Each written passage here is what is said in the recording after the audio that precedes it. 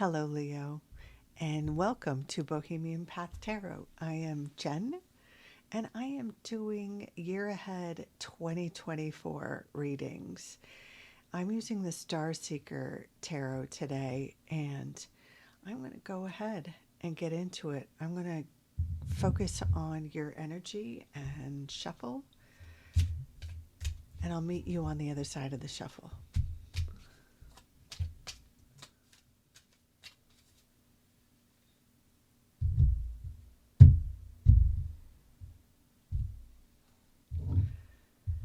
Okay, Leo, let's lay out a Celtic cross spread for you and see what we've got. So we start with the Six of Swords, and the challenge is the Seven of Swords. In the foundation, we have the Two of Cups. In the recent past, we have the Magician. In the overall future, we have the Queen of Pentacles, and death is before you. We have the Eight of Cups as advice, the High Priestess reversed as the atmosphere, the Knight of Cups in the position of hopes and fears, and a final outcome, we have the Ten of Cups. Now, I'm going to point out something here. I don't usually do these readings with reversals. Sometimes I use reversals, but I hadn't planned on using reversals for this reading, and I've done, Aries through Cancer without reversals. And somehow you landed with the High Priestess in reverse over here. So I'm going to keep it that way because I believe that's significant. I'm trying to get these so you can see everything here. Yeah, okay. So first I'll start going one by one, and then we'll do a summary of the direction the whole reading is going after we do that. It's a little cattywampus here. What are we doing? How about like that? How about like that? Okay. So we start with the Six of Swords, and that typically indicates a time when you're moving on from something, when you're leaving something. At the very least, in your mind, something has changed for you. You've had an epiphany or a philosophy evolution, or there's just something that is no longer for you, is no longer working, no longer supports your values, and in your mind, you're done with it. You're beginning the process of moving away from it, and even though you haven't reached the next sort of destination, this reading finds you with this kind of moving on, ready to move forward sort of energy.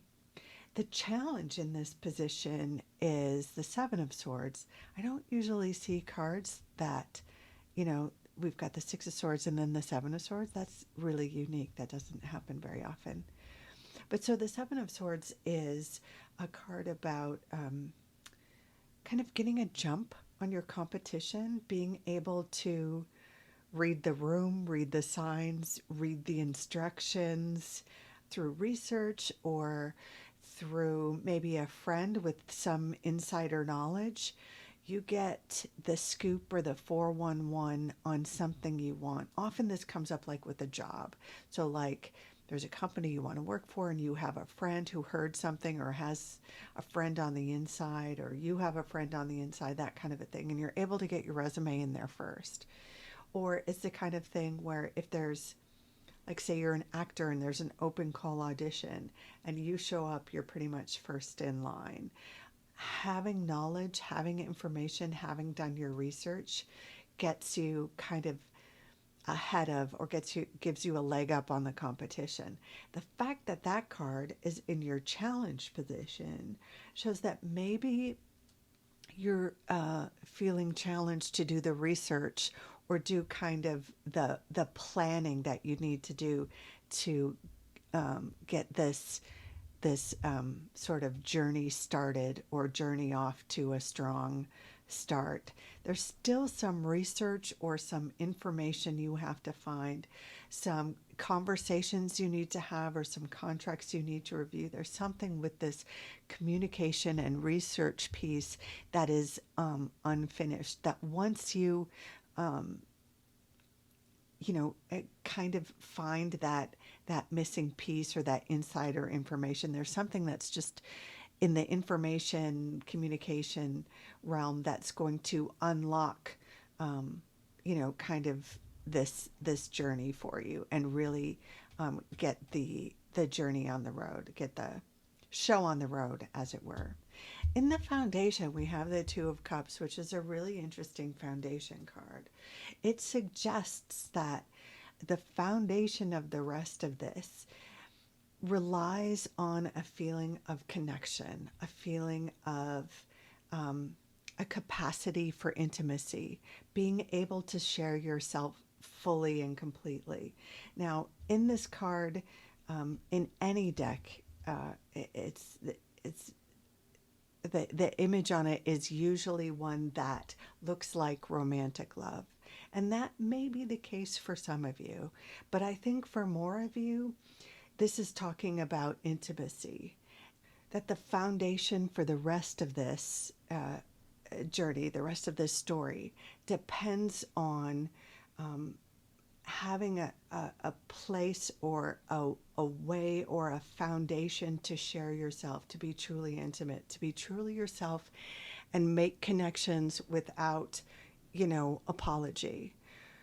That it's as though the rest of this, whatever the rest of this story is, it depends on you being able to share yourself, you being able to be open and honest to making connections, deep connections. Now, in the recent past, we have the Magician. I interpret this card as kind of like the rehearsal card, so that when the moment actually comes, you can razzle dazzle. It's the kind of thing where you can surprise an audience or wow an audience with your skills, but everything you've done, you've worked for. So this being in the position of kind of like the recent past, it suggests that you have done a lot of work to make some dream or to produce the life for yourself so that you can show up in the world you want to show up, be the kind of person you want to be. But the practice piece or the skill building piece, the imagining yourself and manifesting to draw opportunities, to draw venues where you can perform. And I use that as a metaphor for some of you, but for some of you it's literal. I know some of you Leos are actual performers. Leos love the spotlight, right? Many of us are born for it. But the point is that you have done the work, you have built the skills, you have branded yourself in some capacity, literal or metaphorical. You have put on a show, you've shown people what you can do. Now, this goes in tandem with this sharing of yourself, but this is more about skills and manifesting a whole kind of lifestyle, where this is more of an essence, who you are, who you truly are, flaws and pimples and all, being able to fully share yourself, fully connect with others. It's slightly different, but in tandem with what's happening in this card. Overall, we have the Queen of Pentacles. This would be a character or a phase where you fall into the kind of ease and comfort of living in your own body, of living your truth, embodying your truth. The Queen of Pentacles, no matter your gender, this is a time when you're going to find ways to be more comfortable in what you've built for yourself, in your surroundings, in your actual literal home, with your actual literal resources. Even if you wouldn't consider yourself rich, this is being comfortable in your environment. For some folks that might be a phase, or in the next year you're going to be doing more to actually improve your home, or maintenance, or even buy a home. It's as much about kind of the environment you have built for yourself. And that includes like your own body, the own truth of yourself, being comfortable in your own skin, being comfortable representing and living in yourself. That is like, again, related to what's happening in this card. In order to share yourself with another, it really does depend on being comfortable in your own skin and opening your environment to share with others. Now, here we have the Death card, and if you're a fan of the tarot, you know the Death card is not speaking to literal death. It is speaking to transformation. So I think you're going to be seeing some really big changes in 2024 with this card, both within yourself, within your own person, like maybe physical changes, or a change in the way you see yourself or present yourself. That could be, through diet, or through, maybe you stop wearing makeup because you don't feel the need to put on a mask, or whatever it is. It could be literally how you present yourself, how you are in your own sort of body, the comfort you feel in your own body, and the transformation that comes to find you in that spot. But I think it's also going to be your environment, like a change of jobs, a change of home, a change of relationship status. This is a really potent sort of card to be in this very position. And, if you have this shift in moving towards more comfort in yourself, that naturally has to lead to some shifts in your environment. When you're living the truth of yourself and sharing the truth of yourself, um, that has to produce some changes, some ripples in the other parts of your life. Now, what we have here in the advice position is the Eight of Cups. I interpret the Eight of Cups as the sort of all-in card.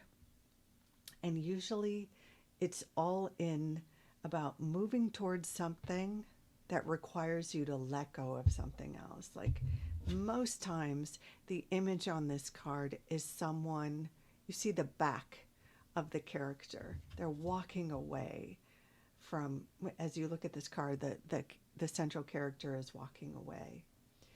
And they're walking towards something. There's something on the horizon.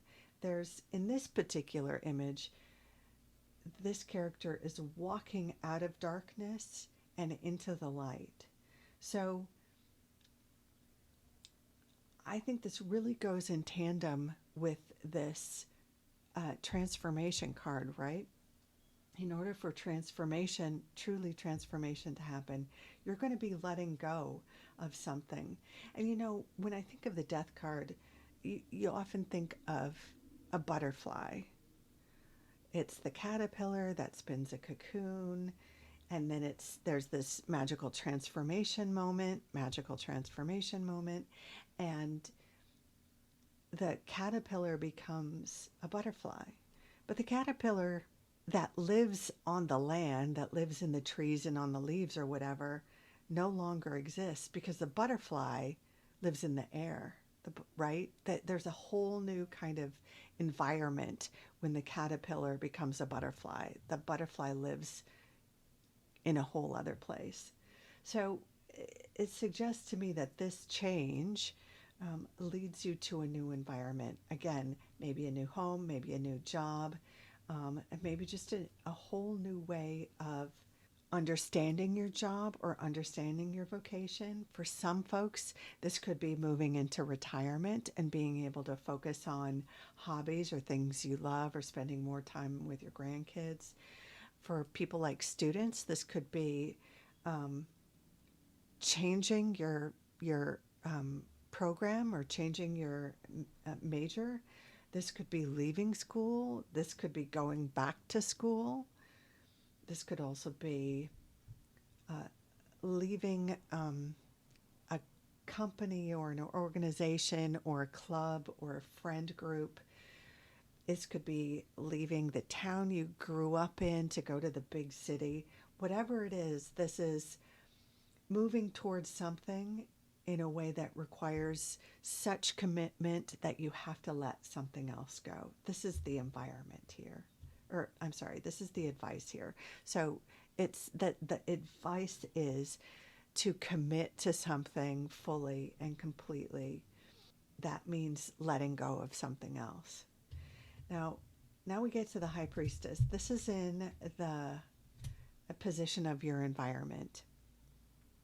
The high priestess is typically a card that suggests access to wisdom, sometimes access to secret wisdom.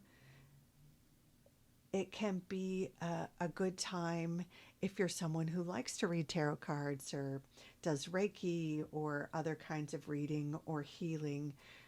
This can be a little nudge to start doing it professionally or start your own YouTube channel or Instagram or whatever. Offer your services or your wisdom, your healing power to a greater audience. The fact that it's reversed here suggests to me that there might be a hesitation on your part to fully accept your wisdom, to fully accept your gifts. Now, this doesn't necessarily have to be woo woo. This could also be accepting that you're a writer, accepting that you're a healer in terms of, going back to school and get a nursing degree, or I forget what that's called when you're like a midwife, a doula, that sort of a thing. When I see reversed cards, for me, that typically indicates a hesitation or a sort of a fear or a reluctance to accept the responsibility of whatever is in this card.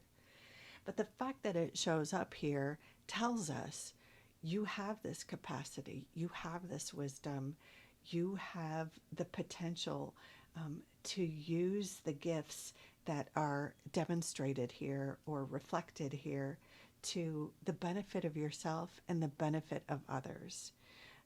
So there is a suggestion not to shy away from that, to accept the journey towards this new identity.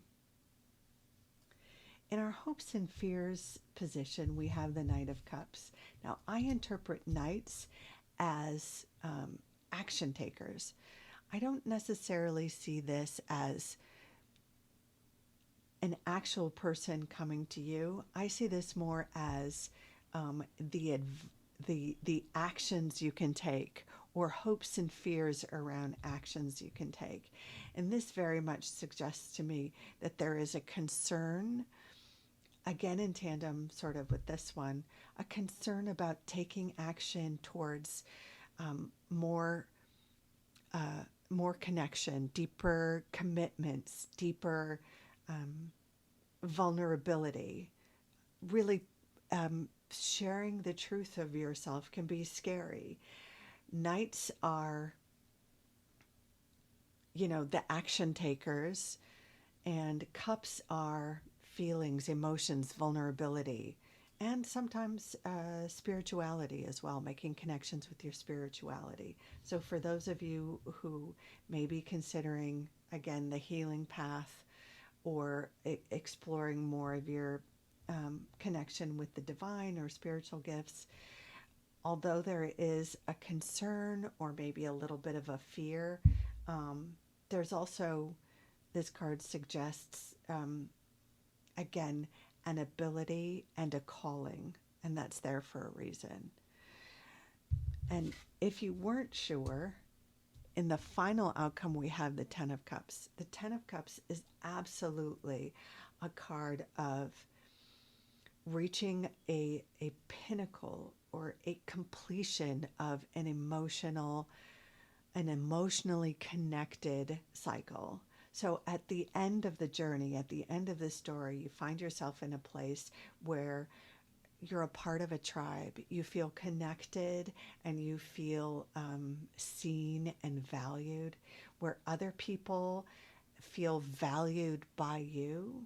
It's very much a community, sort of having a tribe, having a connection, and feeling a sense of fulfillment. Tens are also not just endings or completions, but they're also like that door opening to the next journey.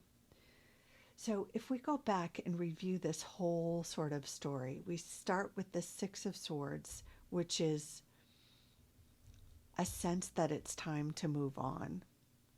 The Seven of Swords, where the challenge for moving on is having the right information, having the capacity to share your skills, make the right connections to support that journey.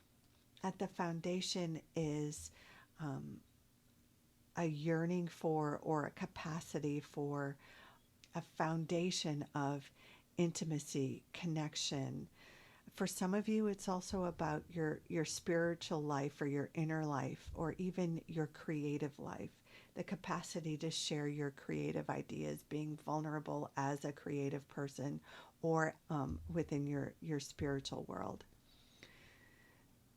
In the recent past, we have the Magician, which speaks to your efforts in manifestation and rehearsal and working on your skills, learning and perfecting your craft, and making and becoming so good at your craft it almost looks like magic, right?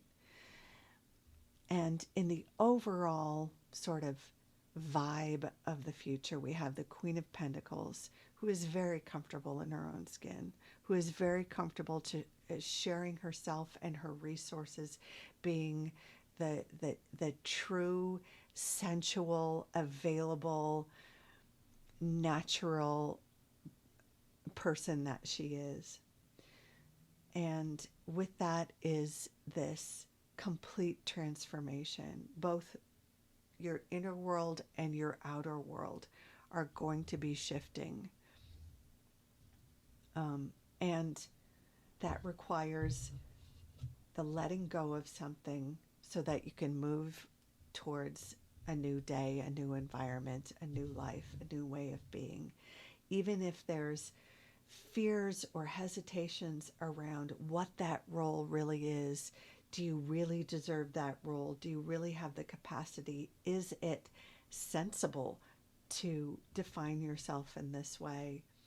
The concerns about going after this vulnerability, this sharing of yourself. But at the end of it all, despite these concerns and fears and the challenges in sharing this, sharing your ideas and philosophies, and sharing your creativity, your vulnerability, your sensitive side, there is fulfillment, there is connection, there is a feeling of community that wasn't available here. You go from a sort of a sparse sort of paring away to a feeling of, a new feeling of connection, a new feeling of community. Wow, Leo, this is kind of huge. I hope it gives you some comfort. I hope it gives you some clarity, maybe some options or some things to carry with you as you walk into the new year, as you start manifesting or working on what you're going to manifest moving forward. I really do think that At this time next year, your world, your life is going to look a lot different, but it's going to feel a lot more alive and connected. Yeah.